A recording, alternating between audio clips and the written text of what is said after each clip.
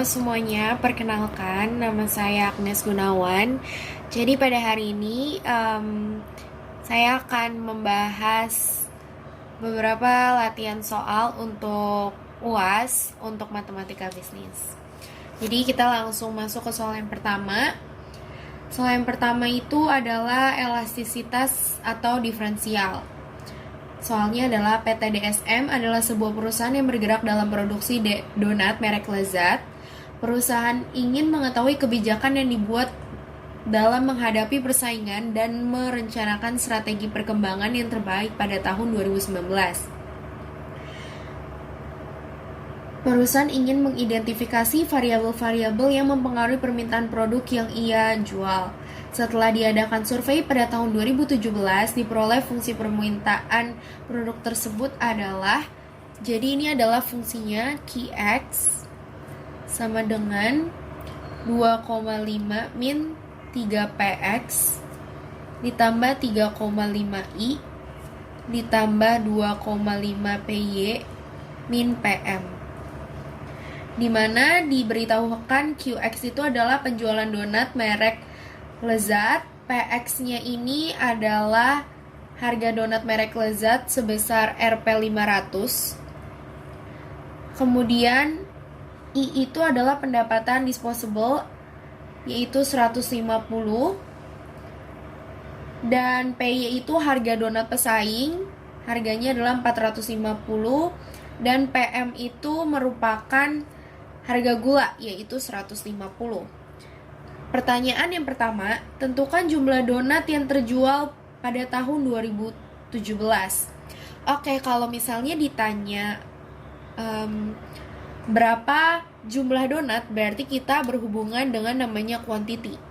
Jadi kalau ditanya quantity, kita tinggal masukin aja Qx sama dengan 2,5 min 3, Px-nya ini kita masukin ini, yang 500, jadi 3 kali 500 ditambah 3,5i, i-nya ini adalah i ini 150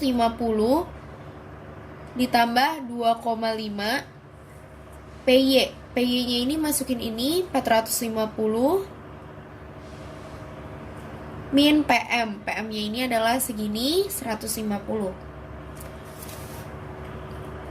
Jadi kita bisa jumlahin aja Qx-nya 2,5 min 1500 ditambah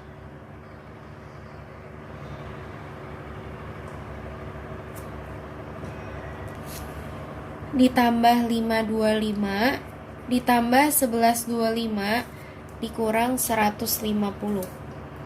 Jadi kita bisa dapat Qx-nya setelah dijumlahin ini adalah sebesar 2,5. Lalu kita lanjut ke pertanyaan 2. Tentukan elastisitas permintaan terhadap harga barang, pendapatan, harga donat pesaing, dan juga harga gula. Jelaskan masing-masing artinya. Oke, kita mulai dari pertama itu elastisitas permintaan terhadap harga.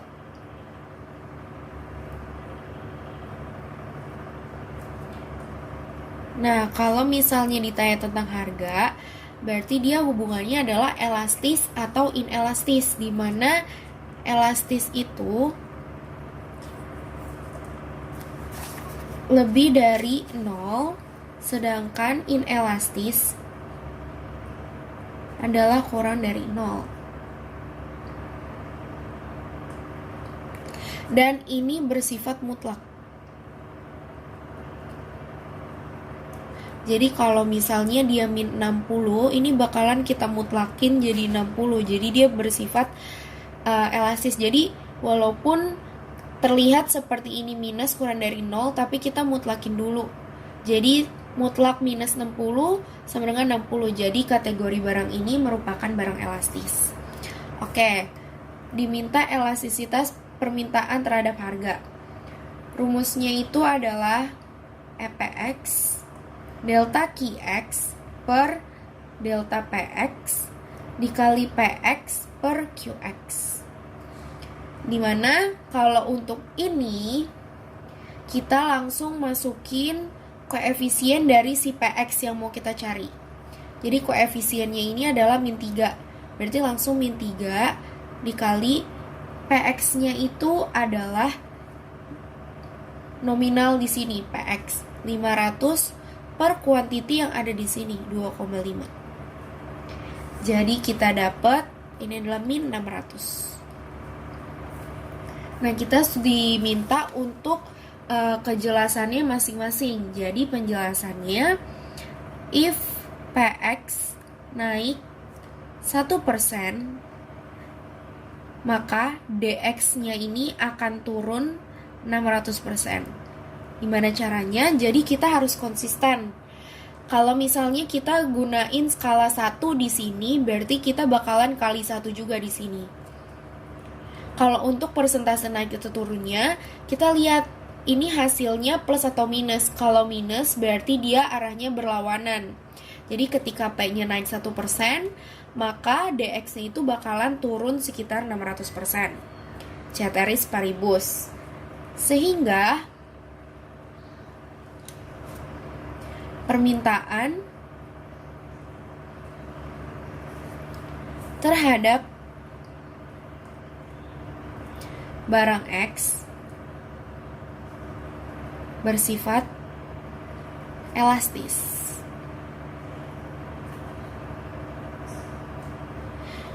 Kenapa elastis? Karena walaupun dia minus 600, dia tetap dimutlakin, jadi dia 600. Jadi dia udah kategorinya lebih dari 0. Oke, lanjut. Selain ditanya elastisitas terhadap harga, ditanya juga elastisitas mengenai pendapatan. Berarti ditanya EI ya. Nah, untuk rumusnya ini adalah I dikali PX bagi QX. Jadi kita sama, I-nya ini kita pakai koefisien dari si I yang ada di persamaan awal, yaitu 3,5. 3,5 dikali PX-nya ini adalah nominal yang ada di sini.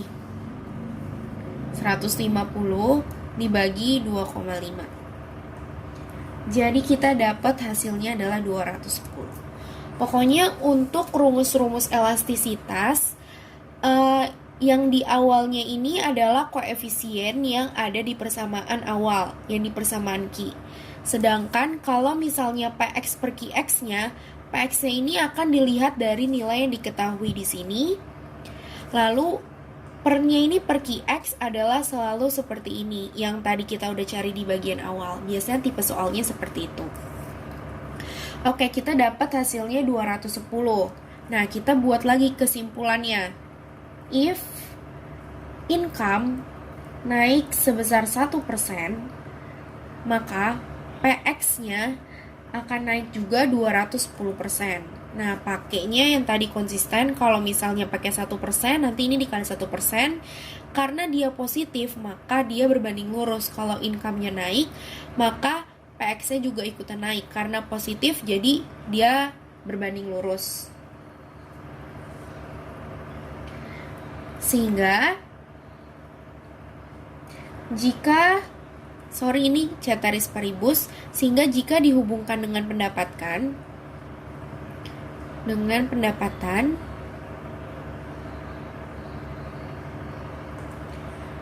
maka barang X termasuk barang luxury. Kenapa luxury? Karena dia itu tidak, angkanya tidak negatif, dan juga dia tidak 0, sekian, which is dia itu lebih dari 1, makanya dia disebut sebagai barang luxury. Cuma kalau misalnya nominalnya 0,10, nah itu dia termasuk barang normal. Lalu kemudian yang ketiga, itu dia minta harga donat pesaing.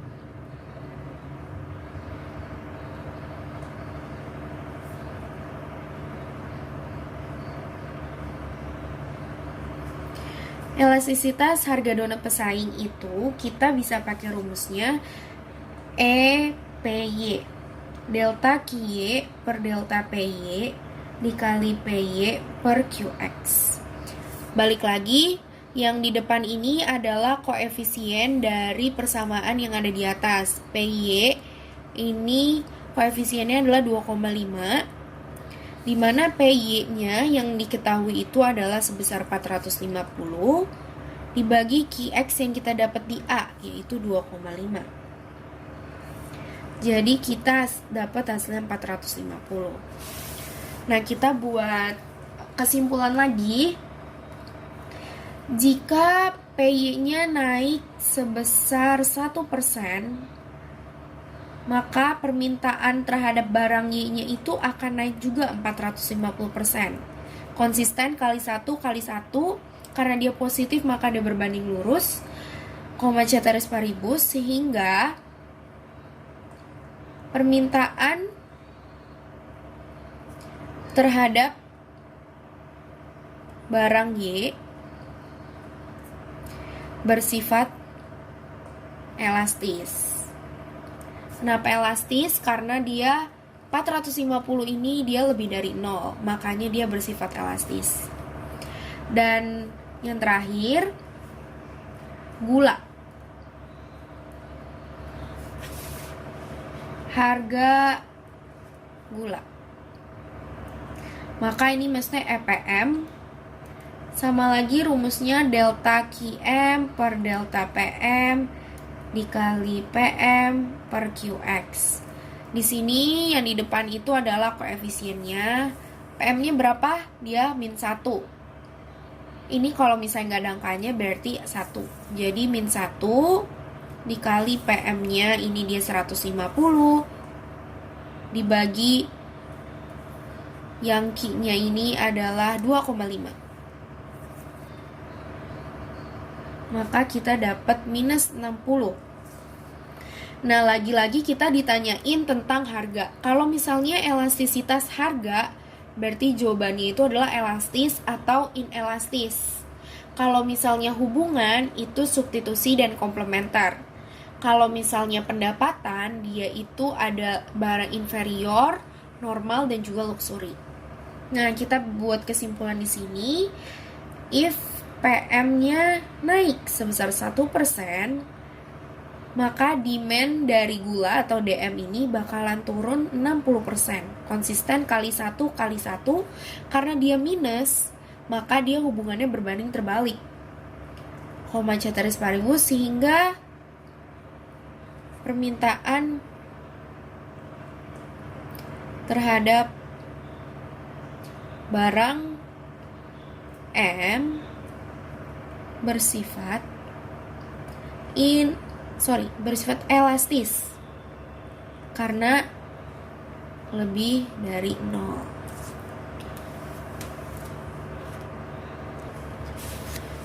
Lalu di soal ketiga ada pertanyaan lagi, tentukan tingkat penjualan tahun 2019 jika perusahaan tersebut mengurangi harga sebesar 10% dengan asumsi yang lain tidak berubah atau ceteris paribus. Maka berarti kan ngomongin harga donat PT DSM. Maka ini berhubungan dengan PX. PX yang kita tahu tadi harganya adalah 500. Tapi dia mengalami penurunan harga sebanyak 10%. Berarti 500 min 10% kali 500 ini sama dengan 450. Maka ditanya tentukan tingkat penjualan jika harganya turun. Berarti kita masukin aja nih persamaan yang tadi 2,5 min 3PX tambah 3,5I tambah 2,5 PY min PM. Dengan asumsi semuanya itu tidak berubah kecuali si PX ini, maka kita langsung masukin aja 2,5 min 3 kali 450. Dari ini PX yang baru ditambah 3,5I. I-nya itu tetap sama, yaitu 150 seperti persamaan awal karena diasumsikan tidak berubah, ditambah 2,5 450 min 150. Jadi kita mendapatkan hasil 152,5. Oh ya, tadi kalau misalnya ditanyain tentang harga, ini ada elastis,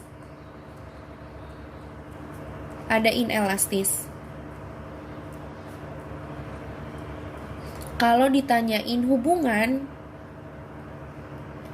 ada substitusi dan juga ada komplementer. Kalau substitusi itu plus, kalau komplementer minus hasilnya. Kalau misalnya pendapatan, ada 3. Inferior, barang normal, dan juga barang luxury. Nah, kalau luxury ini yang tadi aku bilang lebih dari 1. Kalau ini sekitar 0,10 misalnya, masih dalam kategori kurang dari 1. Kalau ini yang hasilnya negatif. Jadi mungkin bisa kita simpulin ini tuh masih sekitaran 0 seperti ini. Jadi dia ada di antara ini lebih dari 1, yang ini kurang dari 0. Oke, segitu aja teman-teman buat nomor 1. Jadi selanjutnya di soal kedua yaitu ada optimasi tanpa kendala integral. Jadi di sini seorang pengusaha sepatu di Tangerang ingin menganalisis jumlah yang harus diproduksi, minimum yang diperlukan, dan keuntungan maksimum yang diperoleh jika mau perusahaannya tetap berjalan dengan baik. Jika diketahui fungsi marginal cost, langsung kita tulis aja ya. Marginal cost itu adalah 3Q kuadrat min 24Q tambah 45. Jika untuk memproduksi satu pasang sepatu diperlukan biaya tetap 44 satuan, berarti ini fixed cost-nya biaya tetap 44 satuan. Nah, yang pertama, suruh tentuin total cost atau TC. Seperti yang kalian tahu, TC ini merupakan naikan dari MC. Kalau TC diturunin itu MC, kalau mau cari TC berarti naikan dari MC. Oke, jadi langsung kita naikin aja. Integral dari 3Q kuadrat min 24Q tambah 45. Nah, biasanya cara aku integral ini dari pangkatnya dulu. Kalau integral itu pangkatnya ditambah 1. Tambah 1 berarti ini kan jadi 3. 3 bagi 3 sama dengan Q pangkat 3. Min, nah ini kan pangkat 1 ditambah 1, 2. Berarti 24 bagi 2, 12Q. Q-nya kuadrat ditambah 45Q. Karena tinggal ditambahin Q, ditambah 44. Karena basicnya TC ini sama dengan TVC ditambah TFC. Nah, berarti segala yang ada Q-nya di sini merupakan TVC karena dia dipengaruhi oleh jumlah output. Dan ini adalah TFC, biaya yang tetap. Mau seberapa banyak variabel atau barang-barang yang diproduksi. Oke, kita dapat persamaannya. Lalu yang kedua, besarnya TC saat outputnya 2. Gimana caranya? Ini kita tinggal substitusin aja. Q pangkat 3 min 12Q kuadrat tambah 45Q tambah 44. Nah, outputnya ini kita masukin ke Q. Berarti 2 pangkat 3 min 12 2 kuadrat tambah 45 kali 2 ditambah 44. Nah, kita bakalan dapet hasilnya itu adalah 94. Itu buat total cost saat outputnya 2 itu tinggal disubstitusin aja. Terus untuk pertanyaan yang ketiga. Nah, jika permintaan sepatu P-nya sama dengan 50 min 2Q. Tentukan keuntungan maksimum. Oke, di sini kata kuncinya adalah keuntungan maksimum. Kalau bicara tentang keuntungan, pasti ada sangkut pautnya dengan Pi. Kalau bicara tentang maksimum, pasti dia bakalan ada turunan. Pokoknya ingat aja. Pokoknya keuntungan. Nah, kita mau cari keuntungan berarti total revenue kita dikurang total cost. Dimana total revenue ini adalah P dikali Q dikurang TC-nya yang udah kita dapat di awal, yaitu segini. Persamaannya berarti Q pangkat 3 min 12 Q kuadrat ditambah 45 Q plus 44. Nih, kita masukin P-nya 50 min 2 Q. 50 min 2 Q dikali Q, ini kan karena baru P. Dikurang Q pangkat 3 tambah 12 Q kuadrat min 45 Q min 44. Berarti langsung kita kaliin aja ya, 50 Q min 2 Q kuadrat min Q pangkat 3 plus 12 Q kuadrat min 45 Q min 44. Oke, sekarang kita tinggal urutin aja. Jadinya min Q pangkat 3 ditambah 5Q, terus ini ditambah 10 Q kuadrat min 44. Oke, kita dapat persamaannya. Nah, kalau mau lebih urutin pangkatnya, min Q pangkat 3 tambah 10 Q kuadrat ditambah 5Q min 44. Jadi dari kuadrat yang paling tinggi. Nah, karena dibilang keuntungan maksimum, berarti kita harus cari namanya P aksen atau P turunan. Jadi turuninnya ini pangkatnya diturunin ke depan, min 3 Q kuadrat pangkat 2. Kenapa? Karena kalau turunan itu pangkatnya dikurang 1, sedangkan kalau integral dia pangkatnya dinaikin 1. Jadi turunan lawannya sebaliknya. Ini juga, ini maju dulu ke depan 20 Q, baru ininya pangkat 1. Pangkat 1 ditambah Q-nya berarti ini dihilangin. Ini kan 1 dimaju ke depan 5, tapi Q-nya dihilangin. Nah, udah cari kayak gini, ini kan masih dalam bentuk pemfaktoran. Berarti kita bakalan pakai kalkulator, pakai rumus D, yaitu min B plus minus akar B kuadrat min 4AC per 2A. Yang mana yang A, yang mana yang B, yang mana yang C. Jadi untuk A ini adalah koefisien dari Q kuadrat, yaitu min 3. B-nya adalah koefisien dari Q, yaitu 20. C-nya itu adalah 5. Jadi bisa kita masukin D sama dengan min 20 plus minus akar 20 kuadrat min 4 kali min 3 kali 5 dibagi 2 kali min 3. Nah, kalian boleh cari di kalkulator. Yang pertama itu diplusin dulu, yang kedua diminusin. Nah, nanti kita bakalan dapat Q1-nya itu adalah 6,9 dan Q2-nya itu adalah min 0,24.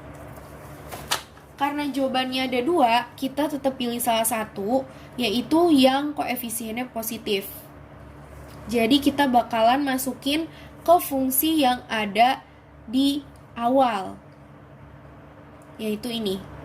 Nih, kita bakalan masukin ke fungsi Pi-nya yang tadi sebelum diturunin, karena yang udah diturunin itu hasilnya bakalan 0. Jadi kita langsung masukin aja Pi-nya min 6,9 pangkat 3 ditambah 10 6,9 kuadrat ditambah 5 kali 6,9 min 44. Kita nanti bakalan dapat hasil 130,091 untuk total revenue-nya. Nah, sekarang untuk pertanyaan yang ketiga, buktikan bahwa benar menyebabkan keuntungan maksimum. Nah, gimana caranya sih kalau misalnya kita tahu keuntungan maksimumnya tuh benar atau enggak? Jadi untuk mencari keuntungan maksimum, ini kita bakalan turunin sekali. Kalau misalnya untuk menguji apakah benar maksimum, benar atau tidak,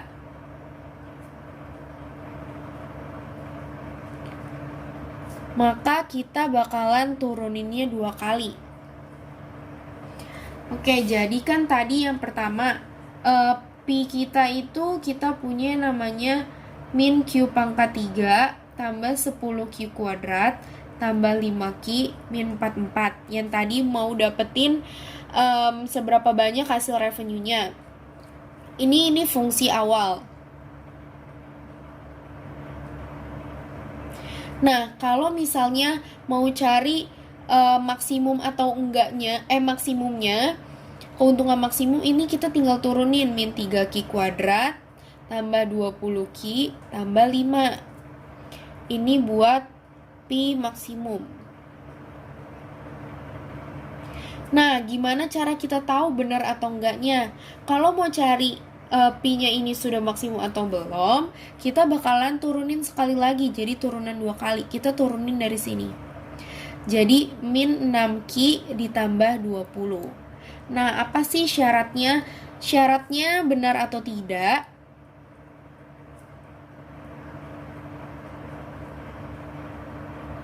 Benar itu kalau misalnya Pi aksennya itu kurang dari 0. Jadi bisa kita lihat ya, ini kan koefisiennya minus. Berarti min 6 lebih besar dari 0. Lebih kecil dari 0. Berarti ini benar, terbukti. Kita lihat koefisiennya nih, minus 6 berarti kurang dari 0. Berarti benar, terbukti bahwa ini merupakan Pi maksimum. Kalau dibilang pendapatan maksimum, berarti dia turunin sekali. Kalau misalnya benar atau enggak pendapatannya sudah maksimum, kita bakalan turunin sebanyak 2 kali. Dan kalau misalnya hasilnya negatif, berarti benar, sudah terbukti. Makasih.